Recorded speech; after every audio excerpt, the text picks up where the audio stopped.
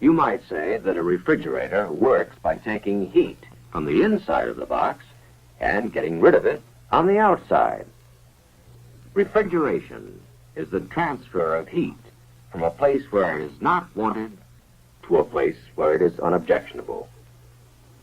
To do this, a refrigerator uses a unit inside the box that takes up heat and a unit outside the box that gets rid of it. These units are called the evaporator and the condenser. They are tied together by connecting lines, referred to as the suction line and the liquid line. Also in the system are the compressor, which is a pump, the expansion valve, and in many systems, the receiver, a kind of storage tank. A chemical substance called the refrigerant flows through the system. It's the refrigerant that picks up BTUs of heat from inside the box and discards them outside. In the process, the refrigerant changes from a liquid to a gas. Then, in the condenser, it changes back to a liquid. At the same time, the pressure increases in the compressor and decreases in the expansion valve.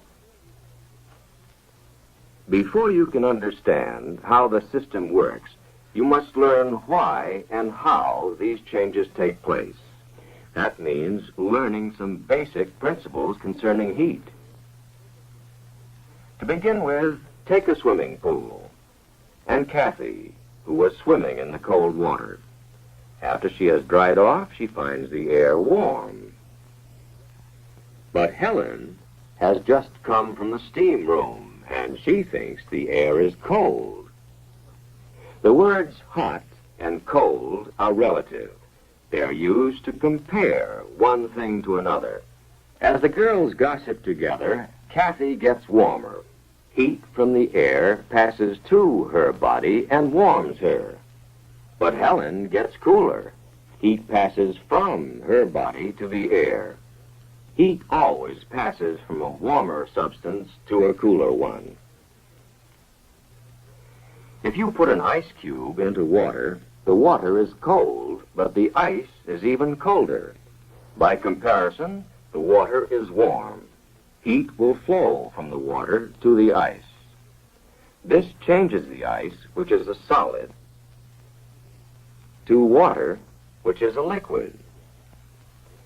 If you heat the water, it turns into a vapor. This vapor is a gas. These three, solid, liquid, and gas, are called the three states of matter. All matter around us exists in one of these three states. Now, let's see what happens to temperature if you apply heat to the ice. The thermometer reads 32 degrees Fahrenheit. As the ice changes to water, the temperature stays constant at 32 degrees. The heat is causing the change of state from solid to liquid. Then, as you continue to heat the water, the temperature increases until it reaches 212 degrees. The water starts to boil. The temperature remains at 212 degrees. Heat from the flame is now being used not for a change of temperature, but for the change of state. Remember, heat is taken in for the change from solid to liquid. Heat is taken in for the change from liquid to gas. Now, a change of state is always accompanied by a gain or loss of heat. This is a very important point. Any substance takes in heat when it boils or changes from a liquid to a gas. And any substance gives off heat when it condenses or changes from a gas to a liquid. Here's a container filled with gas. We add a thermometer to measure the temperature of the gas and a pressure gauge to measure its pressure. What happens if you push in on the piston? Answer: the pressure increases and the temperature increases. Now let the piston out. The pressure goes down and the temperature goes down. The rule is, when a gas is compressed, the pressure goes up and the temperature goes up. When a gas is allowed to expand, the pressure goes down and the temperature goes down. It's true for any gas. Now let's see how a refrigerator works. We'll begin at the receiver, where the excess refrigerant is stored. It is in the liquid state and under high pressure.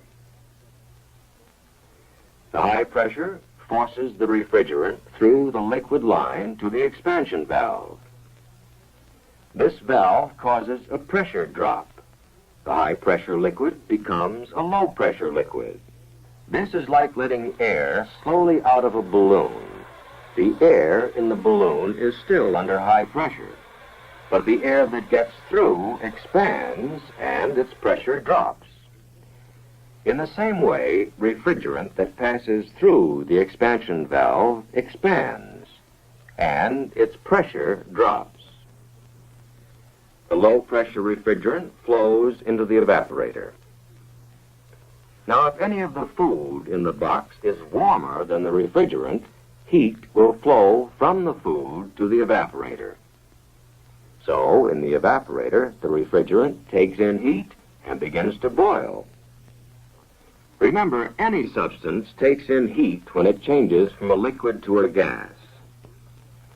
The gas is sucked through the connecting line into the compressor. As the piston moves down, the suction valve opens. The gas is sucked into the compressor. As the piston starts up again, the suction valve is forced shut and the discharge valve is pushed open. On this stroke, the gas is compressed. Remember what happens when gas is compressed? Pressure goes up, temperature goes up. The gas, now at high pressure and high temperature, flows into the condenser. The gas is hot, hotter than the surrounding air, so it gives up heat to the air. As the refrigerant loses heat, it starts changing back into a liquid. To complete the cycle, the liquid refrigerant returns to the receiver. Now let's review the whole thing. Refrigerant under high pressure flows from the receiver to the expansion valve. The valve causes a pressure drop. The evaporator takes in heat from the box. If anything in the box is hotter than the refrigerant, it gives up its heat to the refrigerant. As the refrigerant takes in heat, it changes from a liquid to a gas. Remember, any substance must take in heat in order to change from a liquid to a gas. The compressor sucks the vapor out of the evaporator and compresses it. This increases the pressure and temperature. The vapor is now hotter than the surrounding air. So, in the condenser, heat is given off to the air. As the refrigerant loses its heat, it changes from a gas to a liquid and flows into the receiver. Now let's consider some additional points that many refrigeration students have trouble understanding. In the evaporator, the temperature may be very low, perhaps 21 degrees below zero, and yet the refrigerant is boiling. How can anything boil at such a low temperature? Water boils at 212 degrees, but other substances boil at other temperatures, some higher than water, some lower. The refrigerant known as R12 boils at minus 21 degrees. There's no mystery about it. It's simply a property of the substance. The refrigerant in the suction line is carrying all the heat it picked up in the box, but its temperature is only about 5 degrees above zero. If you touch the line, it feels cold, How can something that's cold be carrying a lot of heat? Remember, hot and cold are relative terms. You know, when water boils, it's very hot, but refrigerant boils at a much lower temperature. So the refrigerant can take on heat, change to a gas, and still seem cold. Again, the reason is because the two substances have different boiling points. You have seen the basic principles of refrigeration. Study the system until you understand it thoroughly. Memorizing isn't enough. You must understand what happens and why, because all the rest of your work will be based on these same principles.